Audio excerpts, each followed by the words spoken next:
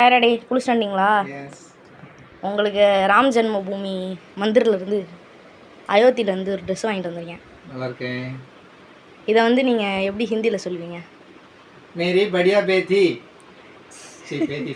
बेटी राम जन्मभूमि जाकर आती मेरे को एक कपड़ा देती.